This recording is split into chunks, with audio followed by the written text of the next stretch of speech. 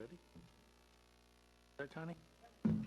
Okay, good evening. We'll call the meeting to order. Please stand for the pledge. I pledge allegiance to the flag of the United States of America, republic for which it stands, nation under God.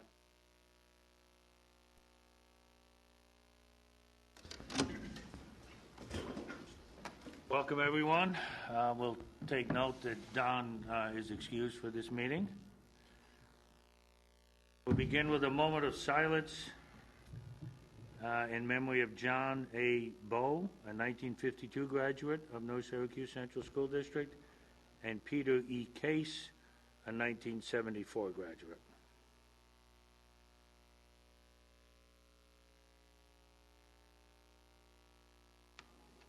Thank you. Item number 2 on the agenda is a capital project update. We have with us tonight Paul Johnston from King & King, along with John Ward and Don Keegan. And we'll go through a presentation on both the KWS Bear Road Elementary School and the Transportation Fueling Station projects. Gentlemen? Thank you.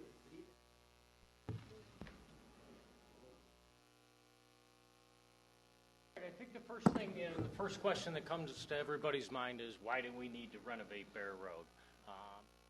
If you've been there, that's pretty obvious. It was constructed in 1958. Has really not been any additions, major work done since 1965. Current building layout does not give us the ability to separate the main entrance and check people in before they get into the building. Very similar to Lakeshore, and that's another one we'll be looking to address down the road. As far as energy efficiency, there isn't any. The exterior walls are not very energy efficient. Neither are the windows. The whole building envelope really needs some work. The only thing that we have done is replace the roof. So that's basically what's saving the building as it is. Parking, if you've been to Bear Road and ever experienced arrival of students or dismissal at the end of the day, it's a nightmare. It's a miracle we haven't had any major incident there. The staff there is amazing at keeping things under control and keeping everybody safe getting in and out of that building. And again, it's just not designed for the best use for instruction and to meet today's educational needs. So we have a few slides here that are sort of a refresher from the last time we presented. So to address some of those items that John just went over, I just wanted to show you this site plan again. So again, we're able to reorganize the parking and the entrances. The key piece being separating the bus drop-off and creating a new bus loop side of the building. We'll relocate a shed that's over there and create a new area there. That then allows parents and cars to stack along the curb where the buses currently drop off. Again, in hopes and with some training of parents as they arrive, and I think everyone will get into the system, and so you'll no longer have those issues where you'll have cars parking and stopping sort of within the parking lot and kids crossing across traffic lanes. So like this really addresses that well. The other key piece to this is just overall site security and placing the offices in a spot where they can really oversee the entire site and have better sight lines, all access points, or all major vehicular access points on the site. Yes, Scott.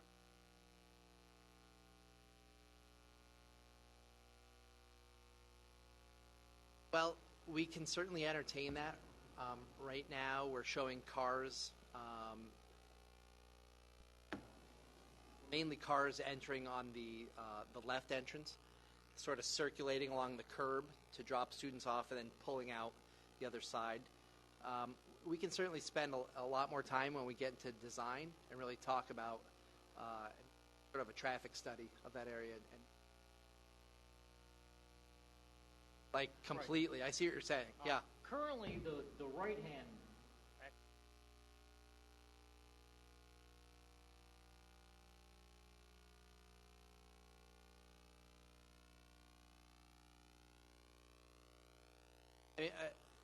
And I agree. The exit only on that side helps because right now, at least in my experience, I tend to get stuck behind someone who's trying to turn left there, and there's just so much traffic on that road that it really backs things up in the parking lot. So, good point. We'll have to spend a little more time studying it.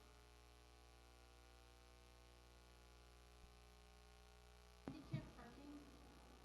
Yes. Yeah, so no, I think on this drawing, I think we're just indicating its current location.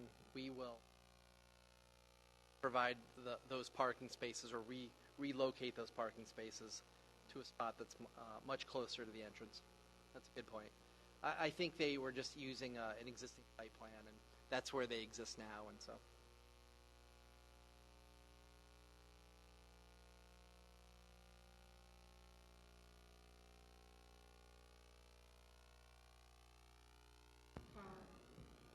Area.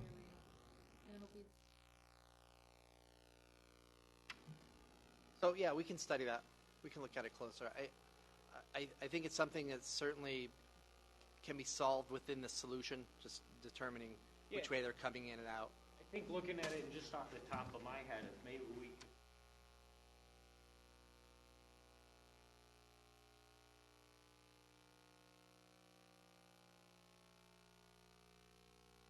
Literally separate the two from each other, like curbed, so that there's no way for someone to sort of turn the wrong way and be in the way of the buses.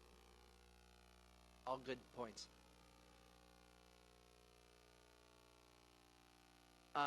So again, this is just the key piece, as I talked last time, was really solving where that main entrance works, so that we could resolve the site issues.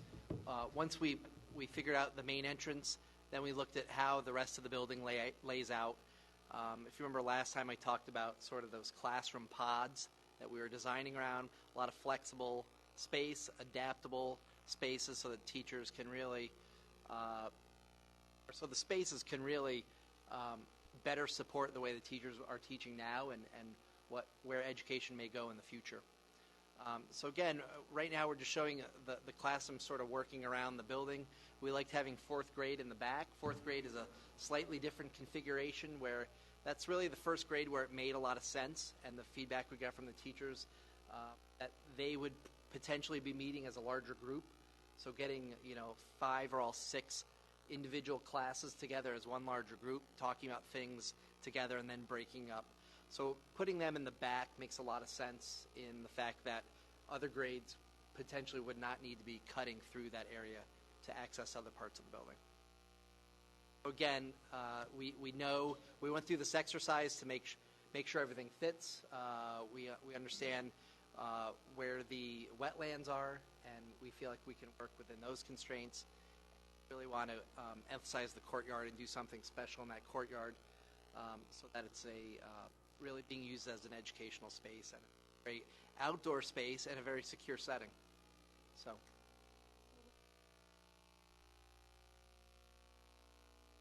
Yeah, so we're in this scheme, we're just showing them we're blocking it out, but we do have some additional detail, and I didn't include it in this presentation, but in the last presentation, I showed some three-dimensional graphics of the 6 classrooms and how they sort of work together and interrelate. So we know that those pieces lock into those spots.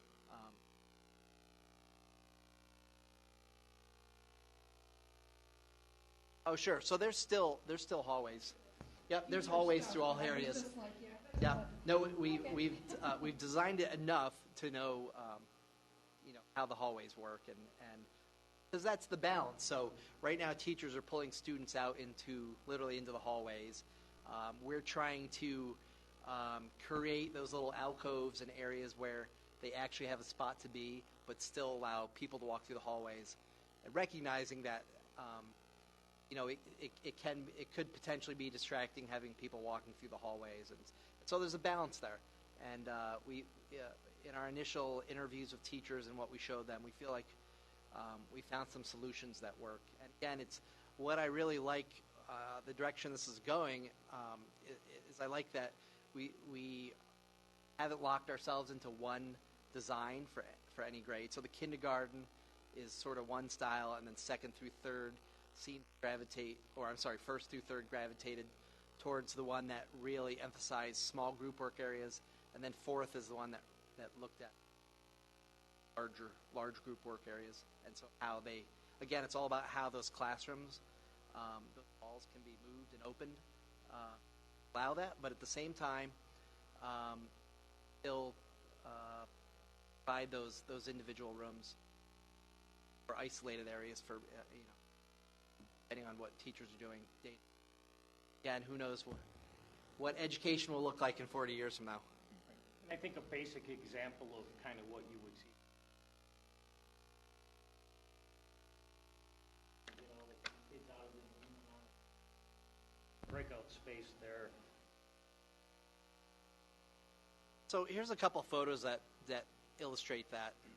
So sort of the photo on the top left of the screen as I'm looking at it, and both photos on top are really those grades, those first through third grades, where it's smaller group work areas. Still, there's still visual connections back to the classroom, so teachers can monitor everything that's happening.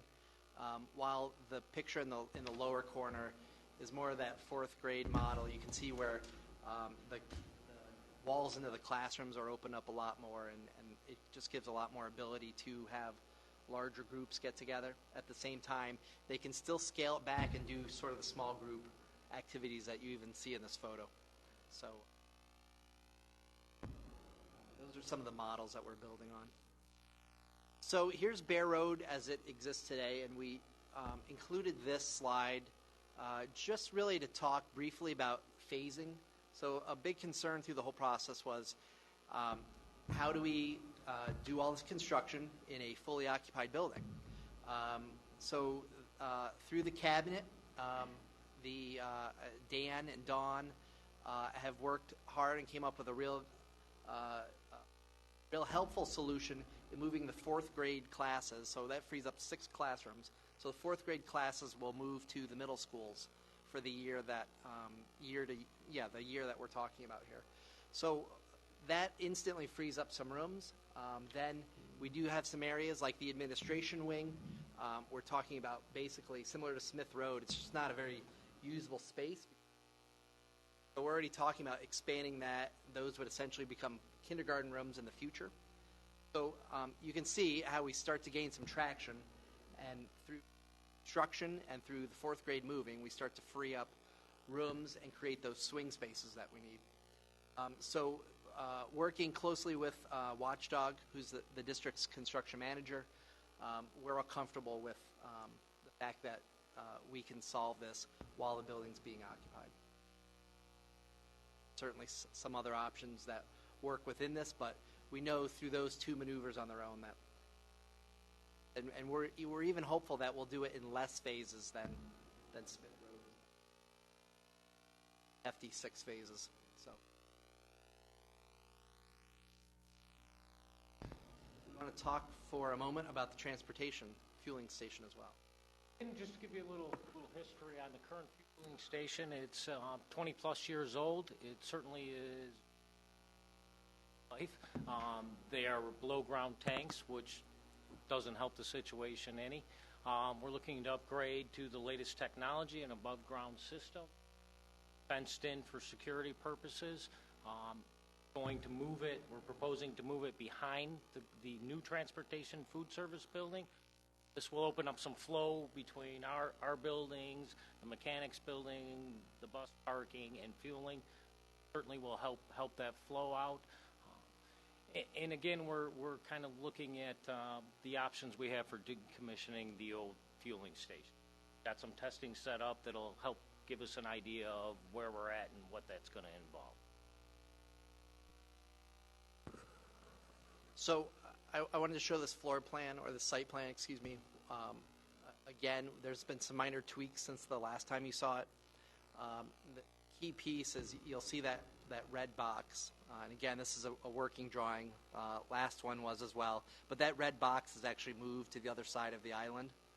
And we're adjusting the gates on the left side of the image as I'm looking at it. What that allows is, as you have fueling tankers come to deliver fuel, they'll actually enter from the left side through the gates. And this was all an exercise in turning radiuses of large vehicles in a tight, fenced-in area. Our goal is to keep it as compact as possible while still making it user-friendly. And so, thankfully, this worked out well, where the buses will, on their daily use, be using the right side, which will keep the buses sort of away from the your neighbors there, the Spine Institute. I forget their full name. Spine Wellness Center there. But then the tanker can, once a week or whatever their deliveries end up being, can come in on that side, on that shared driveway. That's the update there. Again, above ground fuel tanks, a secure fenced-in area. That red box that you see drawn there is a transfer containment area, so it's designed if there's ever a fuel spill from the tanker. It's designed to capture the spill during a hurricane. The guidelines we have to go through to design this are pretty funny. I don't know who would be refilling your tanks during a 100 or 200 year storm, but that's what we have to design to. So there you are. This will allow the larger trucks to deliver, right? Yes. Which is a cheaper We price. increase the tank size. Yeah. So they can get more. Cheaper price, yeah. Now we want to talk about a few of the financial considerations of the project. And as the slide indicates, these are very preliminary project costs and aid, as well as local tax impact. But Paul will jump in here if I get this wrong, but King & King did a lot of work to look at the type of classrooms we were building and the aid allowances for each of those classrooms, and built up the cost based on that. And the aid based on that, as well as did a reconciliation back to Smith Road, which made me feel great. Looking at a recent project we did, some of the implications of that project, look at the inflation of costs since then. And so at the top, you have our total cost of the Bear Road renovation of $20.9 million. We have the fueling station cost at about $1.6 million, for a total project at this point at about $22.5 million. We'll be working over the next several weeks to fine-tune these numbers. From an aid perspective, we think we'll earn about $11.7 million in aid. We were very fortunate, once again, that Al Sturpey was able to secure, on the district's behalf, a $350,000 grant specifically for the replacement of our fueling system. So that leaves us with a local share of about $10.5 million. And so we worked with fiscal advisors, there are financial consultants, to look at what does that mean in terms of our ability to finance the project, and what would it mean to the local taxpayer. And this time we're estimating that the impact would be a 1% increase in the levy, and that's about 25 cents per $1,000 of assessed value for a homeowner in our district, or about $25 for a house of $100,000. And as we work through the numbers over the next couple of weeks, we look forward to coming back to the board and sharing more information about the financial implications. But we were much relieved that the project appears to be something that is affordable for the district to complete.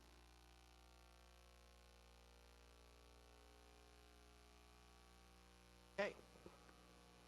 So moving on, we just wanted to cover the timeline again. So I think the key piece to this, well, I'm going to start right at the top. So we've gone through pre-ref, and we're talking now with you. We're looking at a vote date of potentially, I think, October 18th. So backing up for a minute, that means your resolutions, both the project resolution and seeker resolution, would potentially be at your next meeting, and then that will give you the proper waiting periods between those actions and an actual vote. The district would also schedule a public hearing a couple weeks before the vote itself, and working on PR efforts through the fall up to then. With an approved vote, then construction documents would start right away. So we would be right back to meeting with teachers and the principals and the maintenance folks and our whole team, and go through that design process in detail for approximately a year. Right now we have SED approval process taking about 8 months. That's like, that's, who knows? Who knows? If you haven't heard, there's a lot of turnover and turmoil at the State Education Department, and they're specifically in their facilities department. So we're waiting to see how the dust settles there. And again, we can, as we go forward, and if it seems like they're taking a good year, then we can try to take steps to try to squeeze some time out of our design process, knowing that we can technically keep working even while it's sitting on a shelf in Albany.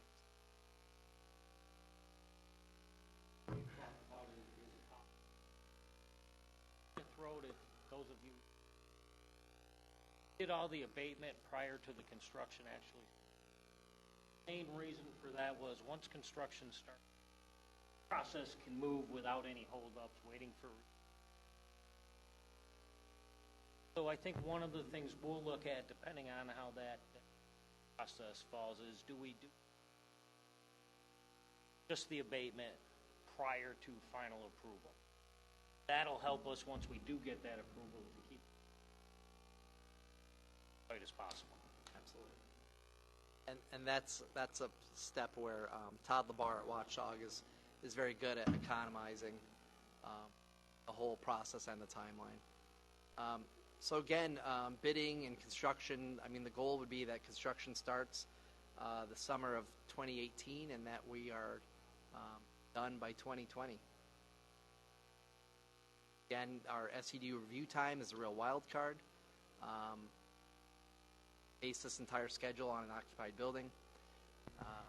Did that last note there? We did look at other options for basically emptying the building, and that's a very attractive thought to John and I. It's just really not practical unless you had a vacant school building down the street that just happened to be open. And trust me, we looked. And no options that were viable that fit into the finances of the overall project. Any other questions? I have a question. Where in the middle schools are you going to put the fourth graders?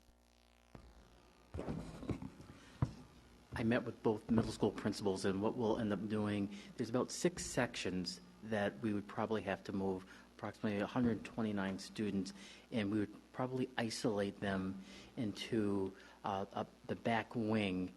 As you go down the top floor and go all the way down the 5th grade hallway to the right, that would allow us just to kind of keep them more protected and separated. Just at Gillette? Or That's at Rocks. At Rock. And the other, depending on if it breaks down to a 3 and 3 or 4 and 2, at Gillette, we haven't looked at the specifics as far as the where, depending on the number of classrooms. But at Rocks, we've had that specific conversation. So I'm assuming you're going with Correct. Okay. The feeder. And that's why we don't know this. When they go to Exactly. We want to make sure that transition just is seamless and they're still there. Anything else? Thank you, gentlemen. Wait, I have one Oh, more question. I'm sorry. Did the teachers, will they have any input on the design of the school? Oh, absolutely. And we met with them a bunch of times. In the beginning, we did a written survey. We've presented at multiple staff meetings. And then I've met with each individual department or grade level. We had a whole sort of workshop with each group, had a whole set of specific slides. We started out just showing them like what could be. So a whole, the few images I showed today, those photographs, we had a whole bunch more. And just tried to better understand how they teach, space they're looking for, and just reminded them that, again, they're in a building that hasn't been touched in over 50 years. So we really need to be thinking forward while making sure that the additions, they've had a lot of input, and as we continue to find them, that's just the beginning. So once we know we have an approved project and code to design, then they, again, would be very involved in the whole process. And with the specials, counselors or the they're all involved. We even custodian service. So we really, everyone in the building is I'm becoming a recognizable face. So, which I think is important. And so we try to keep going back too. And so, I like to go to as many staff meetings as I can, even if I'm saying the same things over and over. I understand it's a lot to absorb. It's second nature to us, but really a big change for them to not only have to live through a construction project, but also try to be sensitive to that. John and I are actually this Wednesday meeting with the new principal, John, at there, and so I look forward to working with him as well and sort of going through the process and where we are today and getting. Since we recently updated Smith Road, was there anything that you learned from that project that you'll be bringing over? Any things the teachers like or didn't like? There's a lot of things at Smith Road that we learned, especially on the construction side of things. So there's some really bizarre construction methods, I'll say, the way things were built there that we didn't particularly know about. And it's one of those things you can't know until you start knocking down walls and digging things up. So we have learned some interesting things about your walls. And at Smith Road, it caused us to have to, we thought we could modify and save a lot of walls, and we couldn't. And so it was difficult to sort of adjust your approach. Your construction manager did a great job of keeping that moving, but it'd be a lot better knowing that going in. Contractors know that going in, and so everyone can plan accordingly. So when we open up an area and we think it's going to take 2 months, we really feel now that there can't be much else at Bear Road that we don't particularly know about. But we've also gotten some good feedback from teachers who have been to Smith, and a lot of the teachers at Bear Road are at least familiar with it. We've certainly encouraged them to go over there and look at it and look at all the elementary schools and just back on what they think works, what doesn't work. The art teacher came in with some very specific things and said, I like the art rooms at Roxborough and so that's great feedback. But yeah, we've gotten some feedback from Smith that at Bear in particular, they want it to be, there's a lot of hard surfaces, hard flooring, so they're hoping for something. Term was a little more.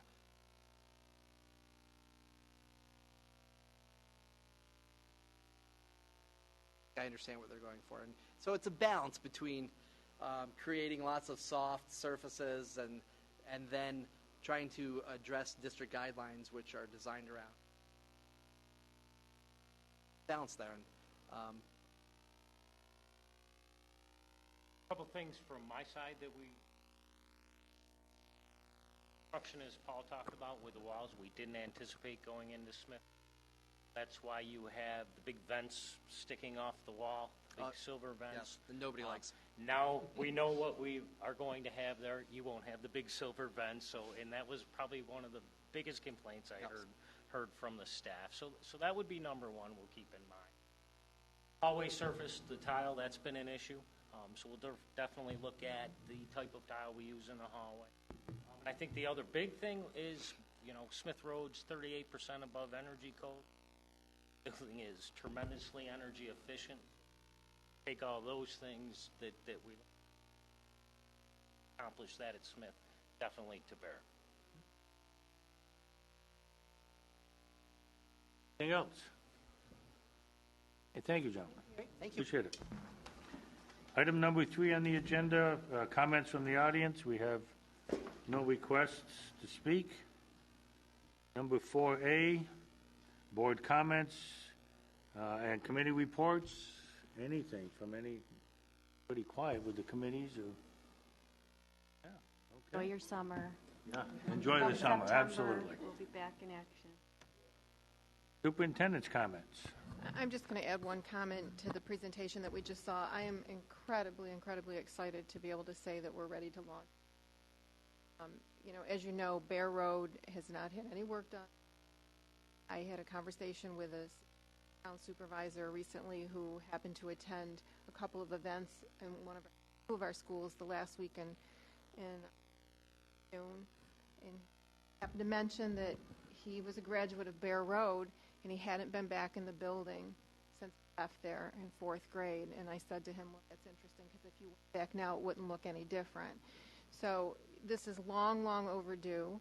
I really want to thank John and Paul and the folks that worked on this, the teachers, to kind of get us to the point we are in the preliminary design. King and John have come to cabinet meetings a few times, holding our breath last week because realizing now that this looks like it's doable for the community. That is school's going to start and to take off with this. So back again next week, because as was mentioned just today, we had Connie confirmed that we can get the vote on a presidential election. Makes it a little tricky, but we just learned this morning that we'll be able to vote on October.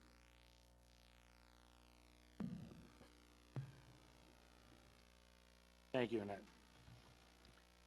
Item 5 on the agenda A, the consideration of approval of the minutes of the Board of Ed meeting on July 25, consideration of the classification and school placement of disabled students certified by the district CSC for June, July, and 3 periods in July, and C, consideration of classification and placement of preschool disabled students certified by the District Committee on Preschool Special Ed for 7/26/16.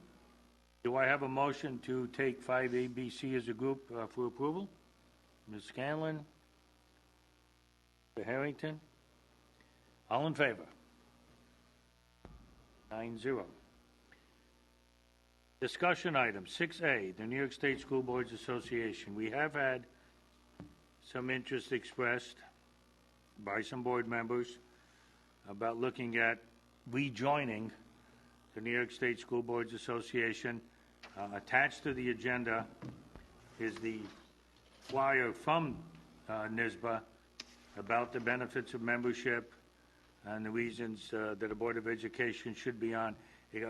Benefits to individual board members for training, webinars, new school board member academy, for veteran board members, the convention, workshops, seminars, and other custom board retreats. If we as a group would like to have somebody from school boards come and work with us for a specific objective, all those things are available. There is the newspaper, the website, other publications. There is a policy service. Are we using Erie? Who are we using for policy service, Connie? Don't use any at this point. Okay. Right to okay.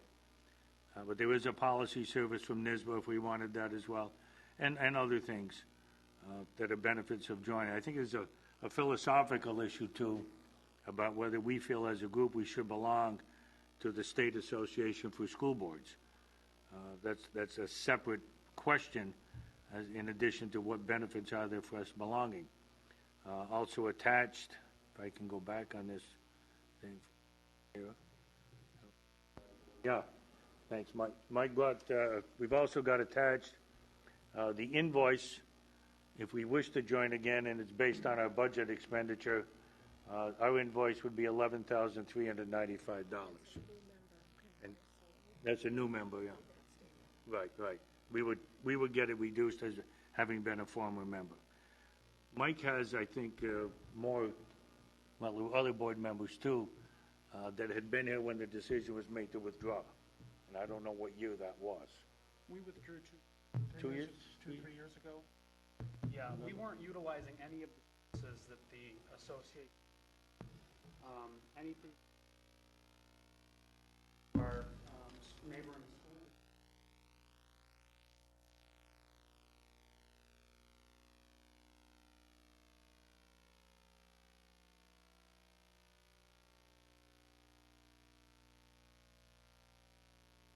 conferences, they're more local downstate now.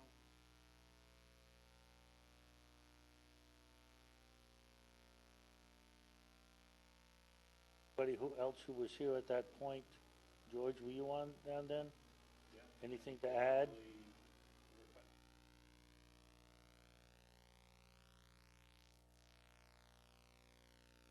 Scott, you were here then as well. Okay. Is it?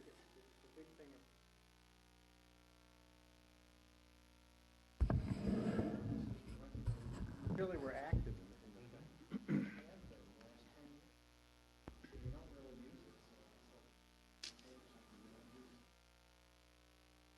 Just had so many cuts to a lot of the student activities. Staff that we couldn't justify spending that money for our benefit. Paul, did you have any Sure, I got to tons. offer? I thought you would.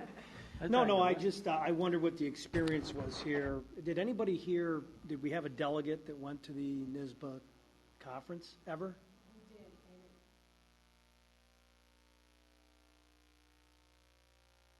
Okay. Okay.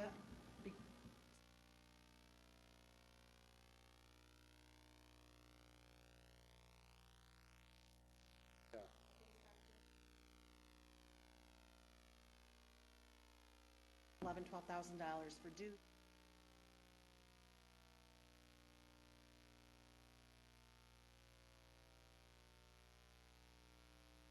Yeah, no, I was curious if there was use of it and if there was a benefit. Do we network with other board members through Central New York school boards? Yeah, other than the initial training. Yeah, I still get the emails. I don't know if I should look to see if you're all getting them or if it's just coming to me as president and you vice president from Charlie. There's the board. Because board I guess my president thing is the philosophical piece you talked about. And I am not wed to this at all. I just thought it was something worth looking at because we are part of a bigger group and a bigger cause. So we do sit here and may benefit from some of the political action and lobbying done by NISBA without participating in the bill. But it is a significant chunk. You said it's reduced somewhat because we're a former member? Because that's for new, yeah. Danny County, isn't the amount here new membership? And so if we went on, if you've decided to participate this year, then it most likely would increase the following year and have the new member discount. The bill that they sent us in 2015 was for $11,782. The one that they just sent us for July 1st, 2016 through June 30th, 2017 was $11,395. And it says new members who join the current year and thereafter will be placed on the due schedule according to the district's most recent general fund expenditures as reported to the SED. The annual dues will be based upon the amount member boards within the same general fund expenditure range paid in the previous year plus an adjustment limited to 2% or the annual consumer price index, whichever's less. So That's going to be the range we would be in. So we're probably going to be looking around $12,000.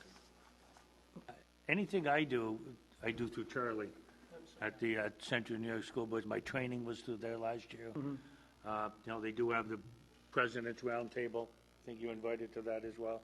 That board presidents can meet with each other. We're much more active. Much more active in CNY. And We can still participate in the NISBA events. The difference is usually in price you have to on what pay you the pay. non-member. You pay the non-member fee. I don't know if they're pulling the conference out of New York City finally or not. Well, it's in Buffalo this year. It's in Buffalo this year. I don't know if they alternate or.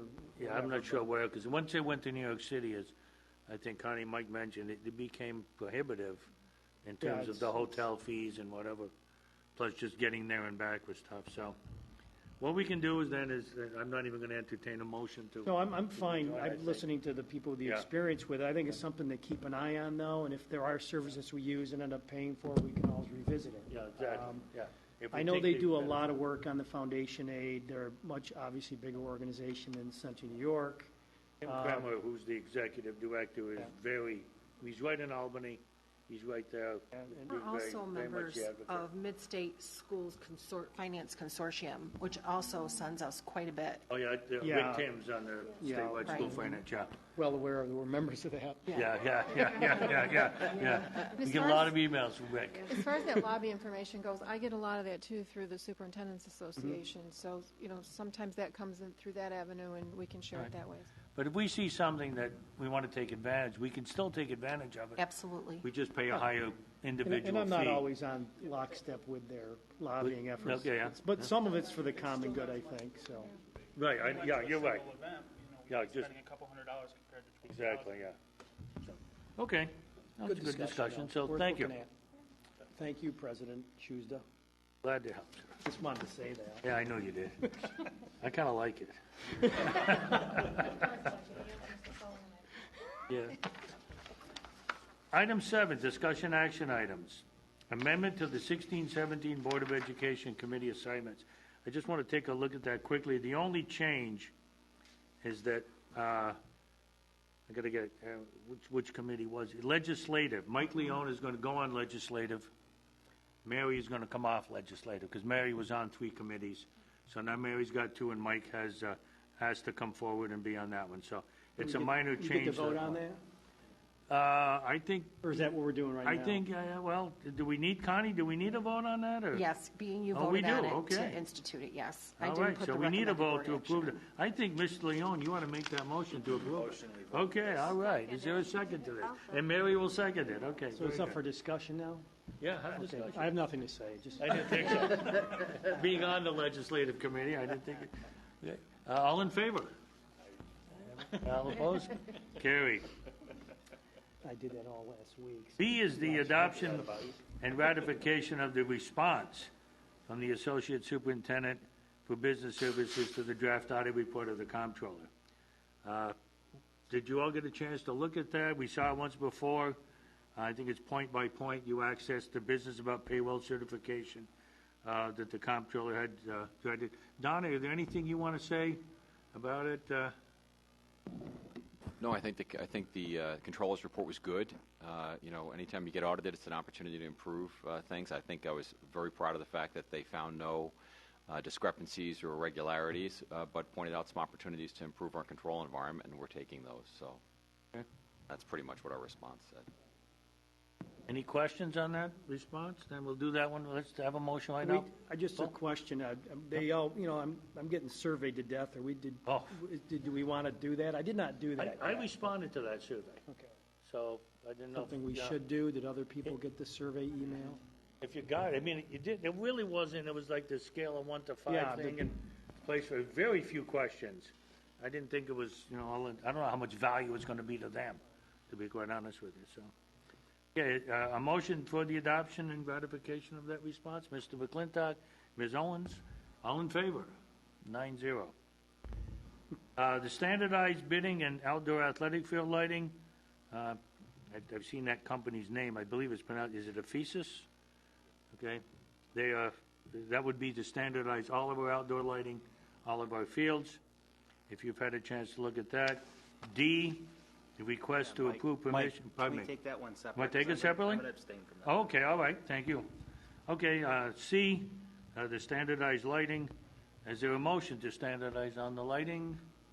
Ms. Cash, Mr. Fafalia, all in favor? Opposed and abstained, Mr. Leone. Thank you. D is a request to approve permission for one of our students to be an independent athlete with the Camden Central School District ski team. I didn't know there was a ski team anywhere. I learned that in the last week. I think there's still snow in Camden. There may still be snow up there. If they just go to the Tug Hill, they probably got some. Okay, so is there a motion to approve permission for, help me out with the name on that, Brian or Bryn? Bryn? B-R-Y-N? Bryn Myers? I hope I don't want to mispronounce the name. I guess it's Bryn Myers. To be an independent athlete in the Camden Central School District ski team. Anybody?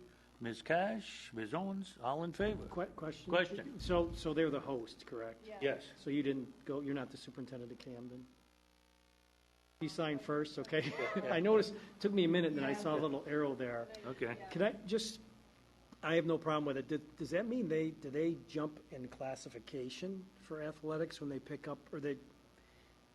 Oh, we've Because done it- this once in a okay. while. There have been a couple of sports over the years where we've been the host if another doesn't have that particular sport, and there's I've never very seen it in this skilled- direction. Yeah. It's such a big school. Yeah, being it's hosted. unusual, but we don't have skiing, and this isn't the first time. In the last few years, we've had a couple of other students that we've done this for. All the transportation is the responsibility of the student Right, and the parent? yes. Yep, so, okay. I think we had the motion and second. Yes. All in favor? Unanimous, thank you. Acknowledgement of gifts. North Syracuse Education Foundation's donated $914,000 to reinstate the, oh, no, jeez. I'm sorry. There was a decimal point there. $914 to reinstate the Family, Career, and Community Leaders of America advisors at the junior high school and the high school. The Core Federal Credit Union has donated $500 to be used for the North Syracuse Junior High Hot Dog Roast on August 24th. That sounds good. 4D Productions has donated $28,415.24 to pay the local share of a technology lease with BOCES, and the North Syracuse Education Foundation has donated $4,392 to reinstate the junior varsity girls tennis coach. Is there a motion to accept with gratitude those donations? Mr. McClintock, Mr. Harrington. All in favor? And, okay, one abstention from Mike. The next 7F ties right into that. This is the resolution for a 5-year contract with the Onondaga, Cortland, Madison, BOCES for communication devices. It's a lengthy resolution. I'm not going to read the whole thing. But again, it's a BOCES service for those devices. So is there a motion to approve that resolution? Ms. Cash? Ms. Owens? All in favor? Abstain again. 801, Connie. G is a recommendation to reinstate the High School Family, Career, and Community Leaders of America, the North Syracuse Junior High Family Community, Career and Community Leaders, and the Junior Varsity Girls Tennis Coach for the 16-17 year due to the donations that we just mentioned earlier. Is there a motion to reinstate those organizations and teams? Yes, Mr. Harrington. All in favor? H, recommendation to create a 1.0 FTE elementary teacher at Roxborough Road Elementary, a 0.1 FTE music teacher connected to an existing 0.4 FTE position to create a 0.5 FTE music teacher at Gillette Road Middle School, and a 0.1 FTE physical ed teacher at Gillette Road Middle School. Is there a motion to create those positions? Mr. Leone, Mr. Farfalia, all in favor? I, recommendation to create a teacher on a special assignment, instructional coach. Yes, if I can get this to come up here. And that, yes, please. Okay, so once again, we were fortunate to receive some additional unexpected aid from Assemblyman Sturpey to do something related to instruction. As you know, we're launching off on a much more inclusive model for our K-6 students for special education. With that, we know it's going to create some challenges in the classroom because it's going to mean that teachers need to teach a bit different. So the intent is that this position, it'll be a 1-year position paid for by this grant, will allow someone with experience in this area to go in and actually work in classrooms and have strategies to differentiate instruction, not just for our special needs students, but for all. I'd like to add, we've been taking a look at both the community parent survey results as well as our student survey results, which will be presented to you at the next board meeting. And it does indicate differentiation, still one of our strong needs. So I feel pretty good about the fact that we'll be able to help with that for this year. Any questions? Okay, is there a motion to approve that creation of that position? Ellen? Ms. Owens? All in favor? 9-0. Surplus of non-marketable equipment. Look like a lot of computer stuff.